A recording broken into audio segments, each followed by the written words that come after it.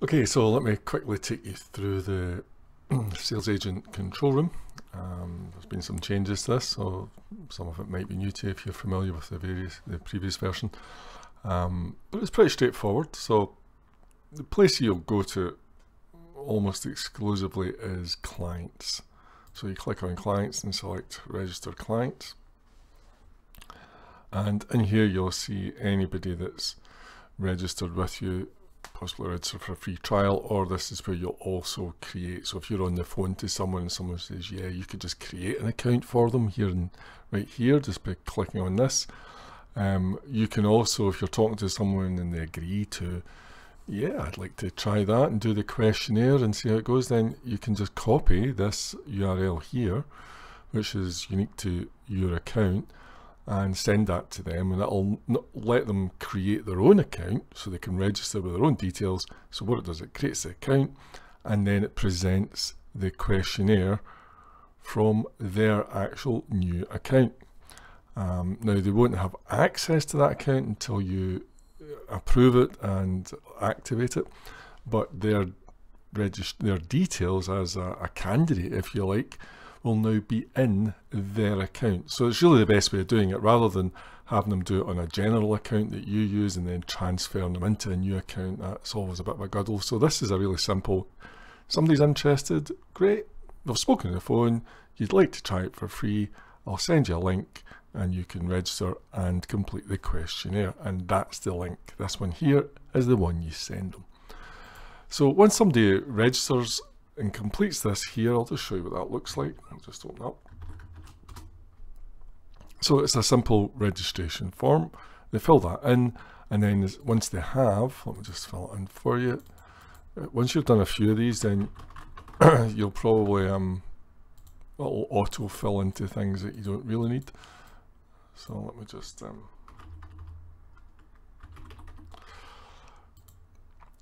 again, we encourage people to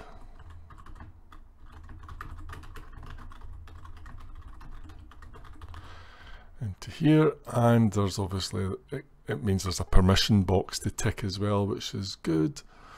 And let's see if that lets us submit it. Great, it does. And just as a sort of slight follow-up, I get a feeling I'm going to remove this page, but it's just really to try and encourage people to tell us something about the project. So, but I'm not convinced it works the way I want it to work. Right, okay, that'll do this. So once they've done that, right away the personality questionnaire comes up, so they can then, and that's really what you're asking them to do, is to get to this point, and then they fill in the questionnaire, and once they've filled that in, they'll come to a registration form again. But remember, by this point, effectively they're acting like a candidate and within their own control room, because they've now created that new account. And the results from this questionnaire, as I say, will appear in their new account. So that's what's going on here. So anyway, we don't need to fill all that in. Once they've done that, here's one I prepared earlier, and then they'll come into this. Now you'll see the default is inactive. If you create the account from here, the default will be active, and you'll see this in green. Right, so there's green inactive and red and inactive. So if you send them a link, it'll be red inactive. Once they come in here, it's really just a case of configuring their account. So click on configure. Oh, something's went wrong here, hold on a sec. Okay, so I'm just going to configure this account. So it's came in here, nothing's happened to it yet, and we would configure it. Now, there's a lot of stuff here, most of it you can ignore, and we'll literally just go through it step by step. So I'm going to show you, and literally I'll configure this account in a few seconds. It's as simple as that. So the first thing we do, we maybe assign the video guide, which is just a short 4-minute video that appears at the front of their account. We're going to assign a service, and okay, so yeah, we're going to assign a service here, and in this case we're really just focusing on the Interview Pro. But there are multiple services, and over time we'll probably add more of them. Once you've assigned a service, you then need to assign which reports from that suite for that service you want to make available. So you don't need to give a client the whole suite, you might decide I'm just going to give them customer service and they're not getting anything else. Or say most commonly I would tick pretty much all of them and let them have all of them or thereabouts, right? So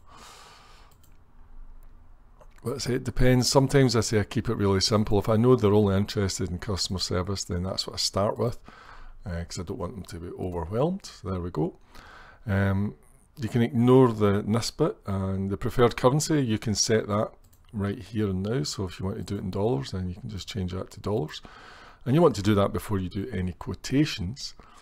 Forget about import candidates, upload the branding logo. That essentially, if you want to add the clients, the prospects logo to that landing page and their account, then you can do that here. So you can just go and grab it from their website and then upload it. Sometimes it's a nice thing to do. And you can forget about that one. And the GDPR, you can forget about that as well. This now, I'll explain later what all that's about. And you're probably going to add a couple of the advanced features. So maybe the logo feature, maybe the custom form, maybe the email notification, and possibly user tagging. There's lots of other features here, but most of them you'll never need. Yeah, well, that's the most basic setup, and that's probably the configuration that works for most people. So there we go. That's essentially us now configured this account for this client. So if we go back to the client again, go back to the main page. So we've now configured it. What we want to do now is maybe add a credit, because if we're going to do a demo at some point, then let's just add one credit. I untick this email because you don't want to email them just yet. I would do that separately and manually. But there we go. Select one credit, just do that, and then you'll see credits available is now 1. Excellent. And if we go back again, and next thing down, create credit release log. You can just ignore that. Create or view a quote. You can do this now, or you can do it at a later stage. I'll show you how we do it. It's pretty simple. Create a quote, and let's say we're putting this on at a monthly, and we're going to be charging them. Let's say we're going to charge them. Let me see.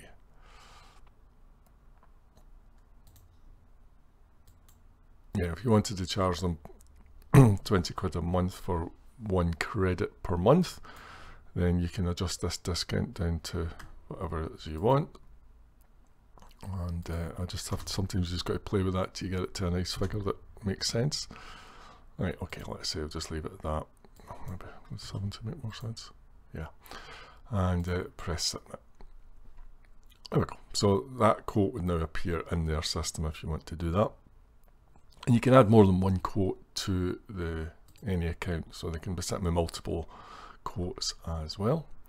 And finally, I think that's really just about us. So the only thing left to do is actually activate the account. So what I do here is you then go back to the very first one, which is the client details. Now I typically do not activate the account, so you'll see it's still active, until I get the person on the phone to do the actual demo where they've agreed, yeah, I'd like to look at this, and you agree a time with them so that you can take them through the control room and their report for the first time. And I just wait till I get them on the phone, so they can't access the account until you click on the activate now. And as I say, I'll leave that to the last minute because literally that's all you need to do. You don't need to email them the details just yet. I've probably already got some of those details. And that's us. If I refresh this, you'll see that this is now changed to active. And there's 1 credit available, and nobody's registered yet, right? So you can normally see if they've already completed the questionnaire. Even before you do anything to the account, you'll see that here. In this case, that questionnaire was never done.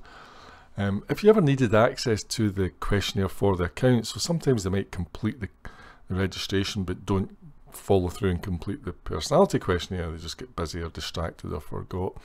You can always find that same questionnaire for them in client details. So if you scroll down here, you'll see at the bottom, that's their unique landing page for that account that they've already created. So you can always, if you want to chase them up and say, I haven't seen that questionnaire in yet, there's the link, a wee reminder if you want to try it and fill that in.